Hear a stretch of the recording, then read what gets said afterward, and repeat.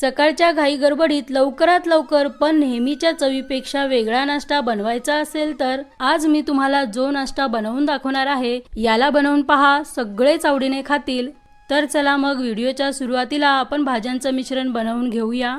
तर त्यासाठी इथं मी एका वाटीमध्ये बारीक चिरलेला अर्धा कांदा व बारीक चिरलेली थोडी शिमला मिरची आणि बारीक चिरलेला अर्धा टमाटर घेऊन त्यासोबत घ्यायचा आहे बारीक चिरलेली थोडी पत्ताकोबी व तसेच किसलेलं थोडं गाजर घेऊन अर्धा लहान चमचा चाट मसाला आणि पाव चमचा ऑरिगेनो व तसेच चवीपुरतं मीठ। आणि हो, जर तुमच्याकडे ऑरिगेनो नसेल तर फक्त चाट मसाला वापरलात तरी चालेल आणि भाज्यांचं प्रमाण आवडीनुसार थोडंफार कमी जास्त वापरलात तरी काही हरकत नाही।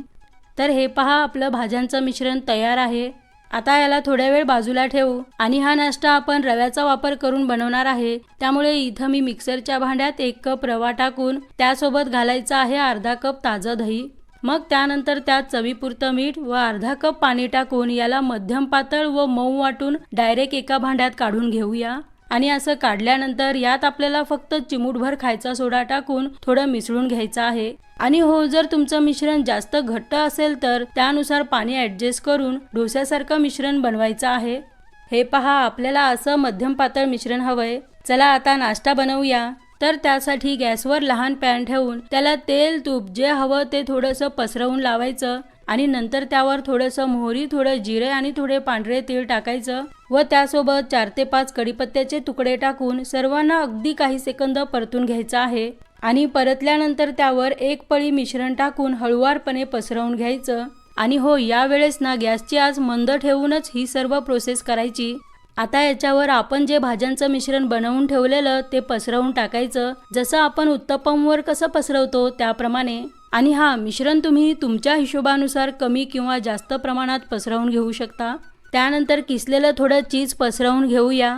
आता यावर थोडीशी बारीक चिरलेली कोथिंबीर पसरवून टाकू।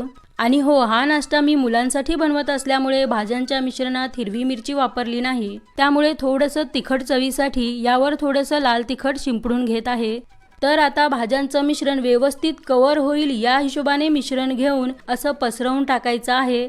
आणि मिश्रण व्यवस्थित पसरवल्यानंतर मध्यम आचेवर याला 2 ते 2.5 मिनिटं झाकून भाजूया।